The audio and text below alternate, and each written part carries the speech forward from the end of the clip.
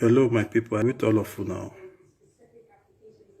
especially my Niger people for Italy. I greet you now, not too much. I beg, I want just use this opportunity, quit a beg. Una, for those of you now when they carry fake rumor waka about this coronavirus, I beg. Before now they do any video or share any post, I beg, make sure say wetin una dey publish, na truth. Make na not dey put people mind for fear. I beg, I use God beg una. At least na the Italy miss today now. We did the Italy, we dey see wetin dey happen. So why una just carry the because say na free Wi-Fi una dey use, or because say I don't know I want to put on, now just carry the share fake rumor wetin no even happen. Now so they send me one video yesterday, say one black die for Napoli, one die for Milan. Now the Italy I dey, nothing like that happen. And by God's grace, it no officially affect any black. No black could lose their life for this issue. Though not be say we dey happy say the Italians that they face the issue, because the things still they affect us. Why? Because for the past 2-3 days now, everybody there. You don't feel come out. If they see you for outside now, an issue. People won't get appointment now, get what they want to do, they don't feel do anything because now the law. If they catch you, say you not get any direction, you there outside, now 3 months in prison. Now the law won't dey Italy now. So I use God to beg now for those of you now when they share fake rumor about this issue. I beg. This one not be matter when they take the joke or play. Because if you did this IT, you dey pay bills. If month end, you dey pay bills, and now you dey house, guy, you go understand wetin I dey talk. Not be joke.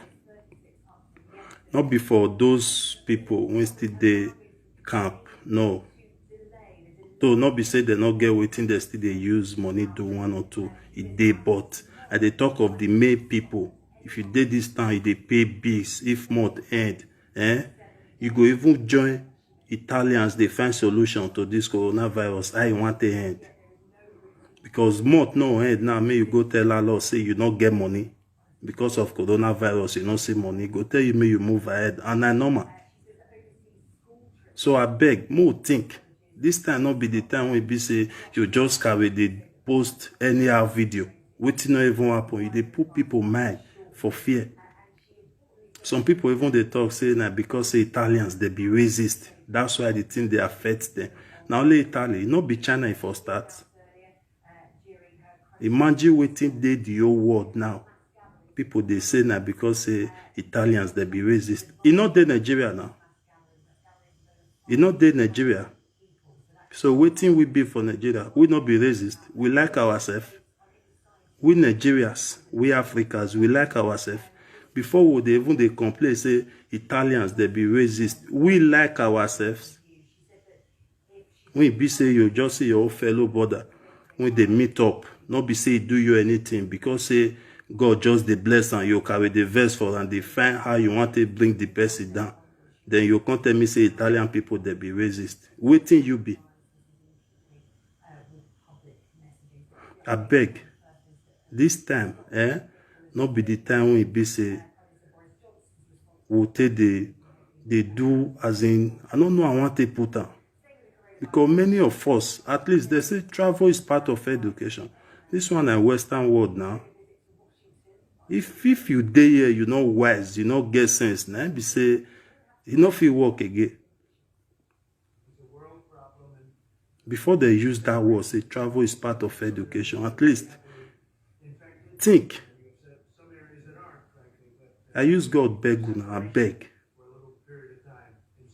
Now what I just wanted those people when they carry fake rumor waka about this coronavirus, I beg.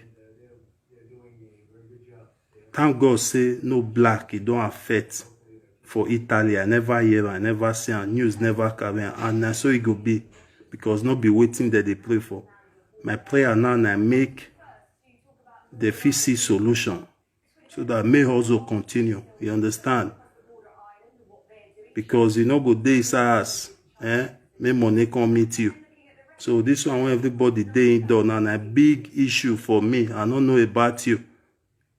So not be now just carry come Facebook, come they do your video for waiting no even happen just because say I want get like or get viewers. If you don't like this video, as I dey always talk, if you don't like the video, I beg just do me one favor. Block yourself or delete me, come up for your friend list. I use God beg you. I beg. More they pray for this issue. Especially people when they Italy, I beg. More they pray. Because now nobody for our side. The matter not be joke. For those of you that won't understand the video, God bless you now. And for those of you that won't be saying una motor those things enter reverse, when they carry they post any other things, God go stay bless una. But I beg, make una change from una way because you not go help. I beg. And we tell I want to tell una.